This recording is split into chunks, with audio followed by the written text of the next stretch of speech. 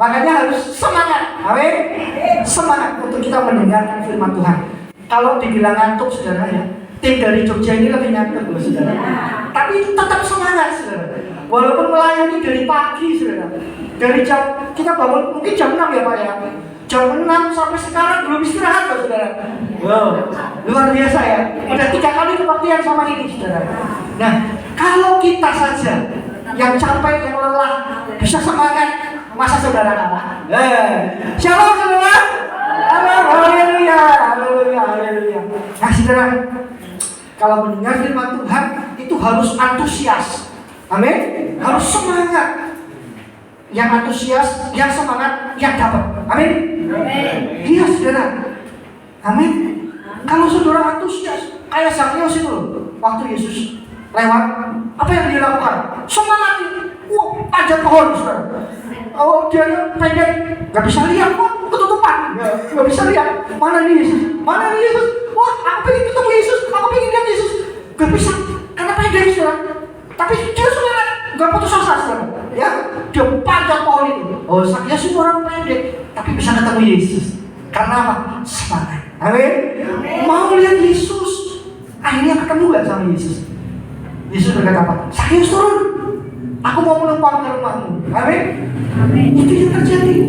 Kalau kita meresponi firman Tuhan, kalau kita menanggapi firman Tuhan dengan antusias, dengan semangat, saya mau ketemu Yesus, saya mau dijamah Yesus, saya mau menerima mujizat Yesus, maka itu akan terjadi dalam kehidupan kita. Amin, saudaraku. Nah, saudaraku, waktu Pak Yohanes memberi tugas, Pak Yohanes di depan kita, saudara ya, Bapak kita, itu memberi tugas saya untuk melayani firman Tuhan di tempat ini, saudara. Ya, saya sedikit bukan bingung, tapi lebih ke apa yang harus saya sampaikan gitu. Ya. Apa yang harus saya sampaikan ini kepada umat Tuhan di tempat ini?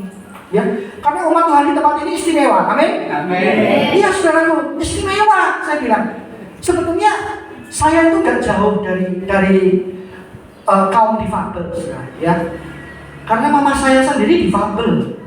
Pak Joko kenal. Mama saya sendiri difabel, saudara. Ya, pandangannya itu hanya 10%, saudara. Ya, jadi dia jalan 1 meter udah kabur, nggak bisa lihat, saudara. Hanya bayangannya aja, saudara. Ya, nah, jadi saya nggak jauh-jauh dengan mama saya, gitu. Ya, mama saya sendiri seperti saudara, istimewa di hadapan Tuhan. Nah, lalu saya mulai mengkoreksi diri saya, menyelidiki dari dalam hati saya. Sebetulnya apa toh yang saya inginkan supaya mama saya itu terjadi dalam kehidupan mama saya, terjadi dalam kehidupan ibu saya yang difabel ini. Ibu saya itu menderita difabel low vision itu sudah puluhan tahun, bahkan mungkin sebelum saya lahir. Saya sudah 40 lebih, ya, masih kelihatan muda ya. Ya, 40 lebih itu sudah menderita difabel karena sarafnya sudah lahir. Waktu menikah dengan papa saya, gitu, papa saya melakukan KDRT, saudara. Jadi kepala mama saya itu dibenturkan tembok. Akibatnya sarafnya terputus. Ya, jadi akibatnya begitu. Jadi low vision, nggak bisa melihat jelas gitu, saudara. Ya, jadi saya nggak jauh-jauh. Saya sama seperti saudara, seperti Anda semua. Saya punya mama yang difabel. Nah, apa sih yang saya harapkan dari mama saya? Tentu sebagai seorang anak, saya kepingin mama saya itu sembuh. Betul? Saya berdoa supaya mama saya itu sembuh, supaya bisa melihat lagi seperti orang normal. Begitu, saudara. Ya, saudara-saudara yang tunanetra pasti kepingin sembuh kan? Pasti kepingin melihat normal kan? Ya. Tapi pertanyaannya sekarang, kenapa kok Tuhan Yesus gak jawab doa saya? Mengapa Tuhan gak menjawab doa saya? Mungkin pertanyaan yang sama terbentik dalam benak saudara-saudara semua yang ada di sini. Mengapa Tuhan Yesus tidak menjawab doa saya? Mengapa saya berbeda dengan orang lain? Mengapa saya memiliki kekurangan di dalam tubuh saya? Mengapa Tuhan izinkan semua ini terjadi? Ya, di dalam doa Bapak Ibu, ya, pada saat malam hari Bapak Ibu berdoa, mungkin Bapak Ibu menangis. Tuhan, kenapa Kau izinkan ini terjadi dalam hidup saya? Kenapa saya dilahirkan seperti ini? Ya, saya mengerti itu, saudara. Ya, karena latar belakang keluarga saya mengerti. Ya, jadi pertanyaan saya adalah, mengapa Tuhan tidak menjawab doa saya? Nah, itulah tema kita pada sore hari ini, saudara. Mengapa Tuhan tidak menjawab doa saya? Dan mungkin doa ini juga tidak dijawab oleh Tuhan. Kita akan buka ayatnya sama-sama, saudara. Kita buka di dalam Yohanes pasal 2 ayat 1 sampai ayat yang kelima. Kalau saudara menangkap maksud Tuhan ini di dalam kehidupan kita, Tuhan akan memakai kita secara luar biasa, bahkan lebih luar biasa daripada orang yang normal. Amin.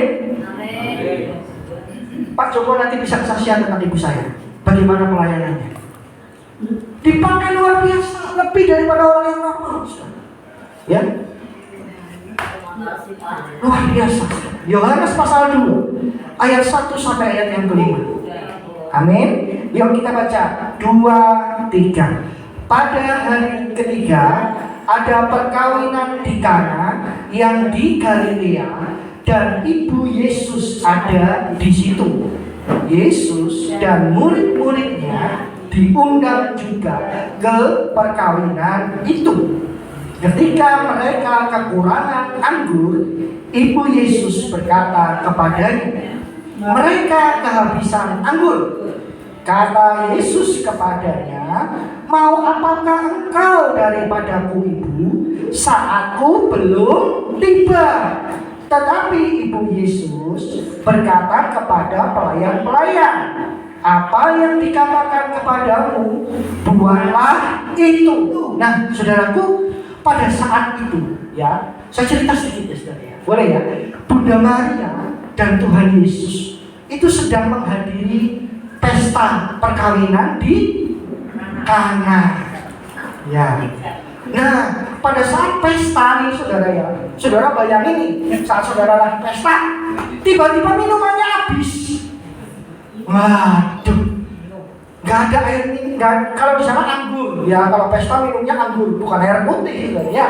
Anggur minumnya di sana, ya. Jadi tiba-tiba anggurnya habis. Tamunya banyak, anggurnya habis. Bagaimana perasaan saudara? Waduh, malu, betul? Malu, saudaraku. Dan merasa, aduh, kenapa ini mesti terjadi? Gitu ya. Masalah ini kenapa harus terjadi gitu? Sudah dipersiapkan. Kalau pesta saya mau tanya, dipersiapkan atau enggak? Dipersiapkan. Tapi pada kenyataannya kehabisan anggur, saudara. Nah, lalu apa yang terjadi? Ibu Yesus berkata kepada Yesus, mereka kehabisan anggur. Nah, maksudnya Ibu Maria apa, saudara? Supaya Yesus menolong. Karena Ibu Maria tahu Yesus sanggup menolong mereka. Amin, saudara? Saudara tahu Yesus sanggup menolong Anda? Amin. Makanya Bunda Maria meminta, mereka kehabisan anggur. Ya tolonglah bantu. Itulah ya kira-kira. Apa yang bisa dibantu, bantu. Gitu. Tapi apa jawab Tuhan Yesus? Yuk kita baca ayatnya. Kata Yesus kepadanya, mau apakah engkau daripadaku, ibu? Saatku belum tiba, saudara. Yesus itu sanggup menolong Anda. Yesus itu sanggup menolong mama saya. Tetapi saatku belum tiba. Ngerti, saudara? Yesus berkata, saatku ini belum tiba untuk melakukan mujizat. Nah, saat Yesus berkata begitu, Bunda Maria bagaimana responnya? Marah? Kamu ini dimintain tolong gitu aja kok gak mau? Gitu, saudara? Enggak. Bunda Maria gimana responnya? Waktu Yesus bilang, saatku belum tiba, aku belum mau melakukan mujizat. Gitu. Bunda Maria ngomong apa sama pelayan-pelayan itu? apapun yang dia katakan kepadamu, lakukanlah itu. Ya, jadi walaupun saat Tuhan belum melakukan mujizat dalam kehidupan kita, apapun yang difirmankan Tuhan, lakukanlah itu. Amin. Tetap setia melakukan firman Tuhan. Ya, walaupun saat Tuhan itu belum siap, belum terjadi dalam kehidupan kita, ya saudaraku ya. Jadi waktu Tuhan itu belum tiba, saudara. Ya, Tuhan gak menjawab doa kita karena waktu Tuhan belum tiba dalam kehidupan kita. Tapi kita tetap setia, seperti kata Bunda Maria. Apapun yang Dia katakan kepadamu, lakukan itu. Ya. Lalu apa yang terjadi, saudara? Kalau saudara baca ayat selanjutnya, Yesus memerintahkan untuk mencedok air tempat pembasuhan kaki, saudara, dimasukkan ke dalam tempat anggur, tempayan. Ya, lalu apa yang terjadi? Air pembasuhan kaki berubah menjadi anggur, saudaraku. Kalau Tuhan melihat hati Anda, Tuhan melihat kesungguhan Anda, Tuhan melihat iman Anda, melihat iman saya. Walaupun saat Tuhan belum tiba, Tuhan tetap bisa melakukan mujizat. Amin. Walaupun saat Tuhan belum tiba, loh saudara. Ya, tadi Tuhan bilang apa? Saatku belum tiba. Tapi Tuhan melakukan mujizat enggak? Melakukan, loh saudara. Kalau kita apa saudara? Percaya dan kita melakukan firman Tuhan. Jadi apapun yang difirmankan Tuhan, lakukan saja. Gitu. Walaupun Tuhan tidak jawab, walaupun Tuhan seolah-olah kok diam, nggak melakukan apa-apa, lakukan saja firman Tuhan. Amin, saudaraku. Mengerti, saudaraku? Yang mengerti angkat tangan. Yang mengerti angkat tangan. Ya, puji Tuhan, saudara. Puji Tuhan. Firman Tuhannya berhasil. Luar biasa Tuhan. Beri kemuliaan bagi Tuhan kita, saudara. Haleluya. Mengapa Tuhan tidak menjawab doa saya? Karena waktu Tuhan belum tiba buat saya. Amin. Demikian juga Anda. Mengapa Tuhan tidak menjawab doa Anda? Mungkin waktu Tuhan belum tiba buat Anda. Amin, saudaraku. Ya. Jadi jangan Anda terus ngelokro. Aku yang ini, doa yang ini, orang doa yang ini, berdoa ya Pak. Apa doa? Doa orang doa berdoa. Wis masa doa baik ya gitu. Sering kita gitu, betul? Iya, saudaraku. Jangan ya. Kita harus tetap percaya dan kita harus tetap melakukan firman Tuhan seperti Bunda Maria. Amin, saudaraku. Nah ini loh. Walaupun saat Tuhan belum tiba, tapi Tuhan tetap melakukan mujizat. Oh, itu luar biasa. Amin. Siapa yang mau mendapatkan mujizat? Amin. Tetap lakukan firman Tuhan.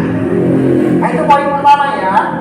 Poin pertama apa tadi? Waktu Tuhan belum tiba. Jadi harus tetap percaya dan melakukan firman. Lalu poin yang kedua, mengapa Tuhan tidak menjawab doa saya? Ya, kita baca sama-sama. Di dalam 2 Korintus 12 ayat yang ke-7. 2 Korintus 12 ayat yang ke-7.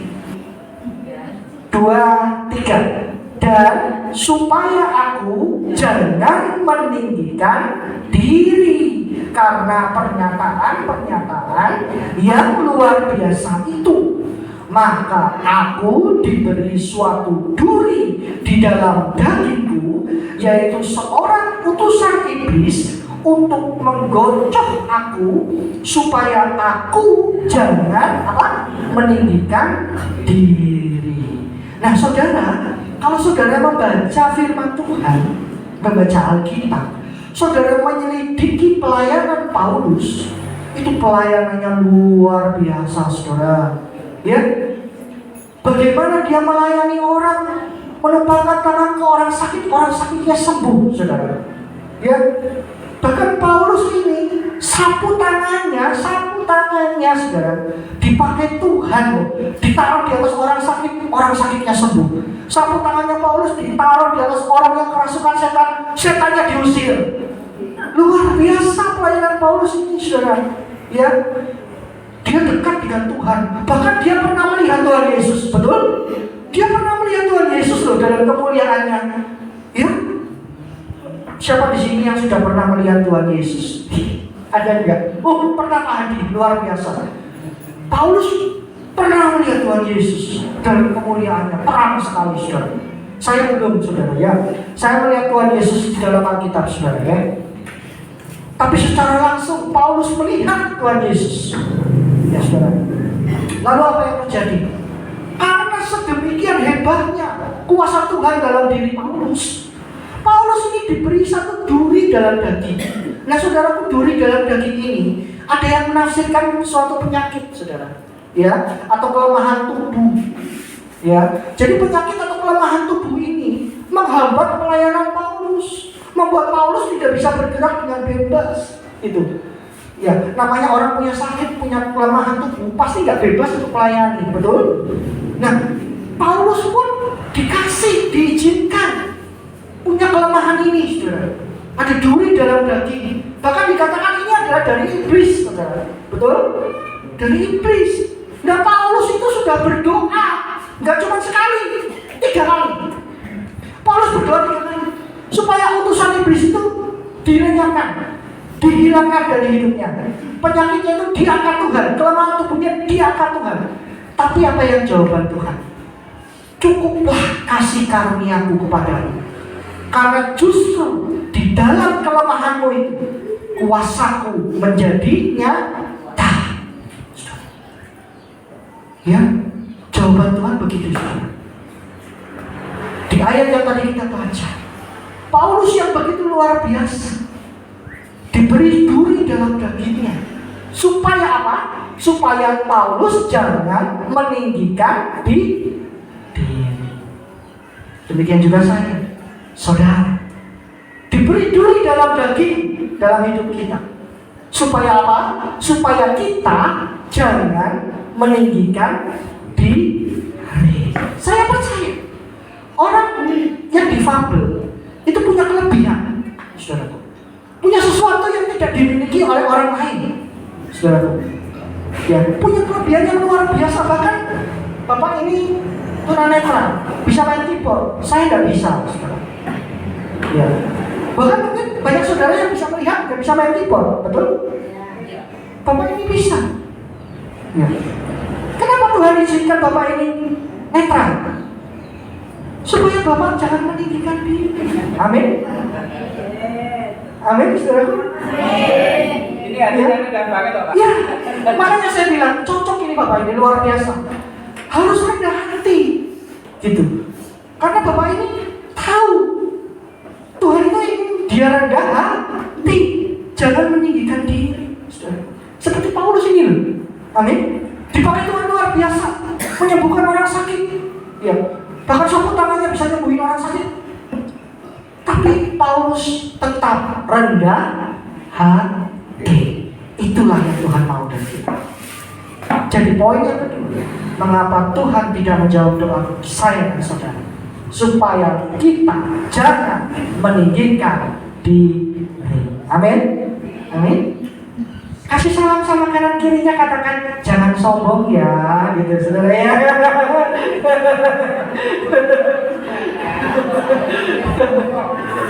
Amin. Supaya kita jangan meninggikan diri, jangan sombong ya, tapi harus rendah hati. Amin. Ya, saudara. Nah, sekarang yang terakhir ini luar biasa. Kalau saudara tangkap poin yang terakhir ini, saya percaya sesuatu yang besar akan terjadi dalam hidup kita. Amin. Yuk kita baca ayatnya sama-sama, saudara. Poin ketiga, mengapa doa kita tidak dijawab oleh Tuhan? Matius pasal 26 ayat 39. Matius 26 ayat 39. Ini yang berdoa Yesus sendiri. Catat. Ini yang berdoa Yesus sendiri. Kita akan lihat Apakah Bapa menjawab doa Yesus? Ya, Matius 26 ayat 39. Kita baca sama-sama dengan suara yang keras. Matius 26 ayat 39. 2, 3. Maka ia maju sedikit, lalu sujud dan berdoa. Katanya, ya Bapakku, jikalau sekiranya mungkin, biarlah cawan ini lalu daripadaku. Tetapi janganlah seperti yang ku kehendaki, melainkan seperti yang engkau kehendaki. Saudara, perhatikan ini. Yang kata-kata awalnya, ya Bapakku, jikalau sekiranya mungkin, biarlah cawan ini lalu daripadaku. Keinginan manusiawi Yesus adalah cawan penderitaan, cawan kematian di atas kayu salib itu berlalu. Karena begitu berat, begitu sakit, begitu dahsyat penderitaan yang harus dia alami. Sampai 3 kali loh saudara, Yesus minta cawan itu berlalu 3 kali. Saya tanya sama saudara, Bapa menjawab Yesus tidak. Tidak. Bapa tetap diam. Saudara mengerti sampai sini? Bapa menjawab. Sampai akhirnya Yesus mengerti kehendak Bapa. Ayo baca ayat selanjutnya. Tetapi janganlah seperti yang ku kehendaki, melainkan seperti yang engkau kehendaki.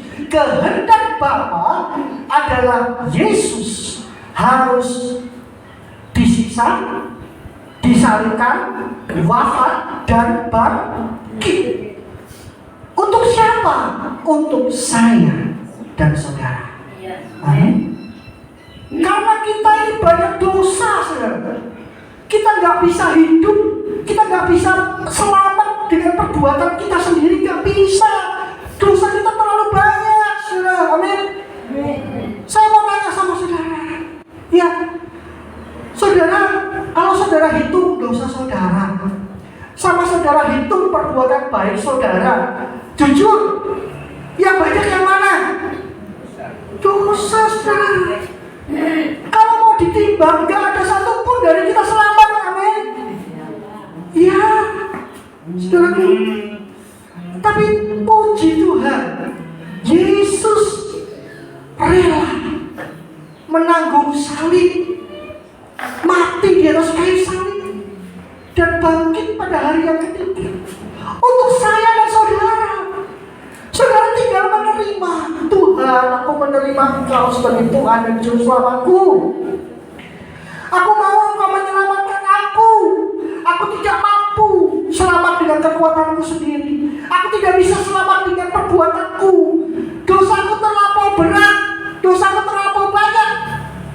Aku butuh Engkau Yesus sebagai Juru Selamat dalam hidupku. Amin. Saat itulah saudara menerima keselamatan yang dari Tuhan dengan cuma-cuma.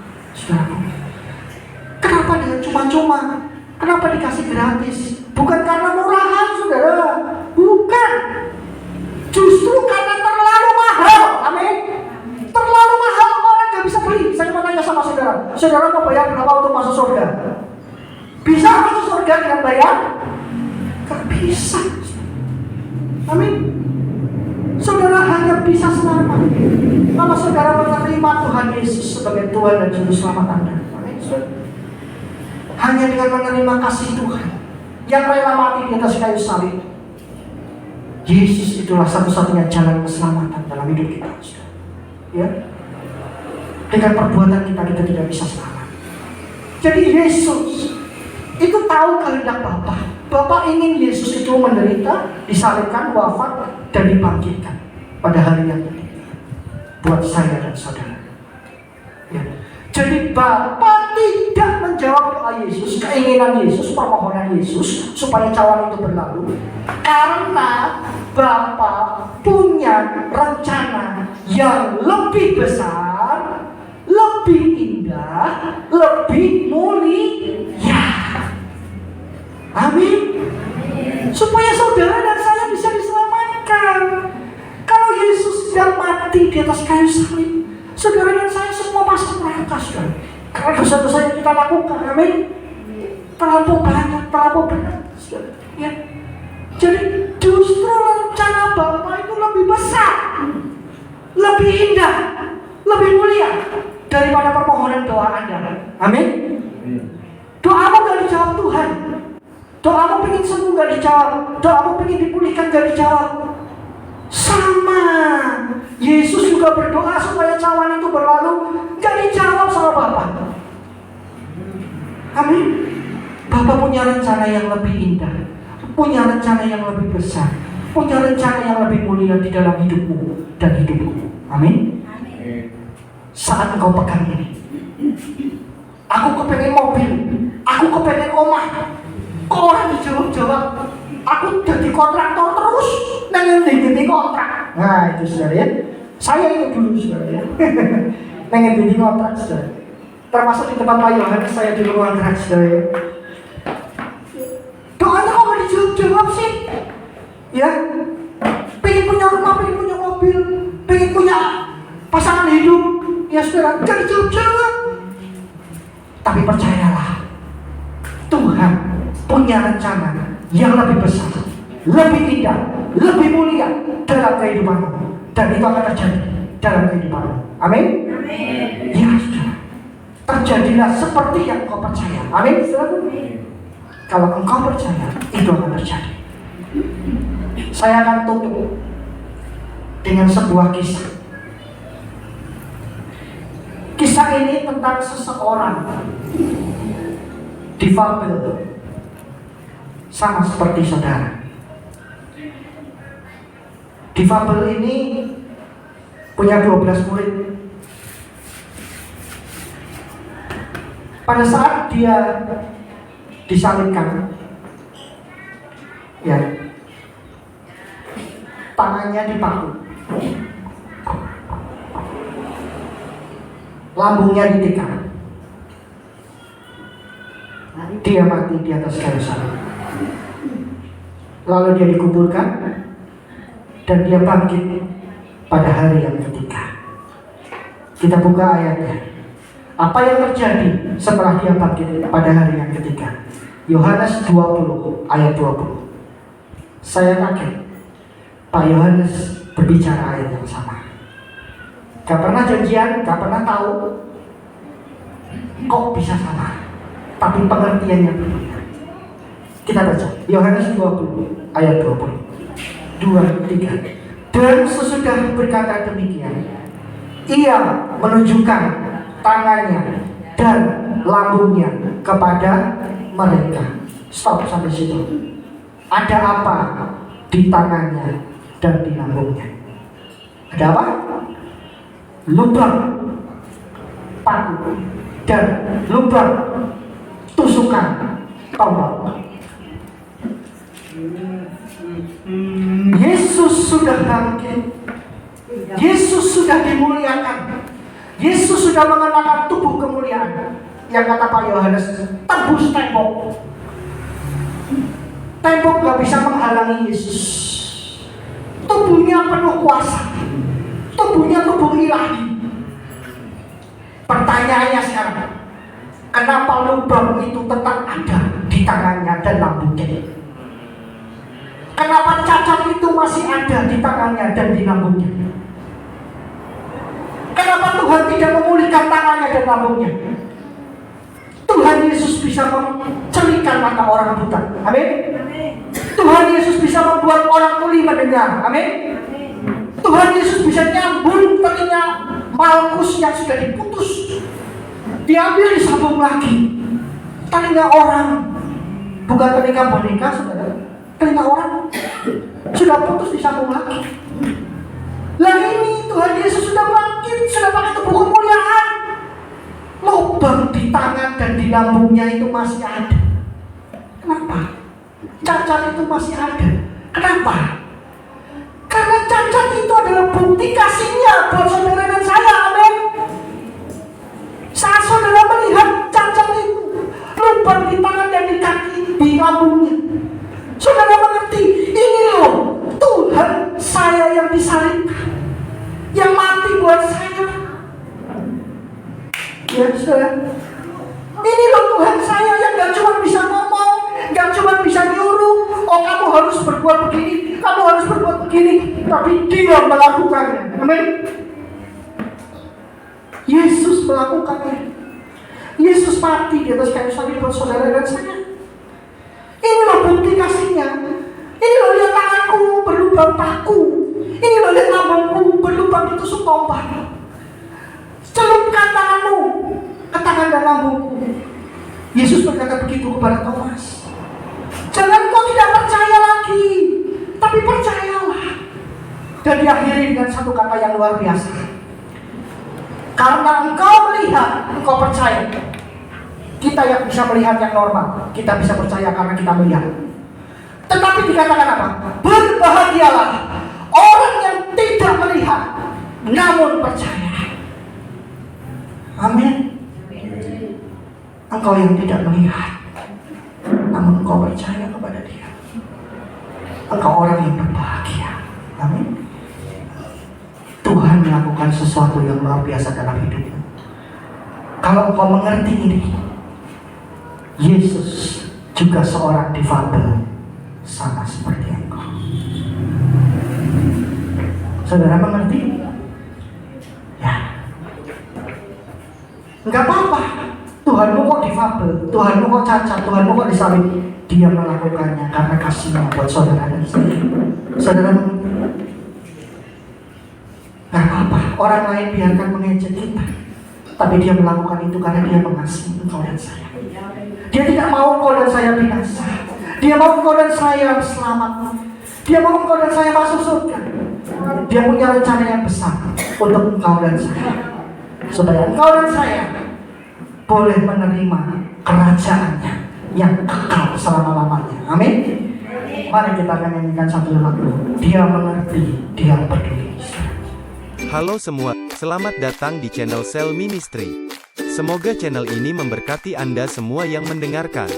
Jangan lupa untuk subscribe, like, comment, and share.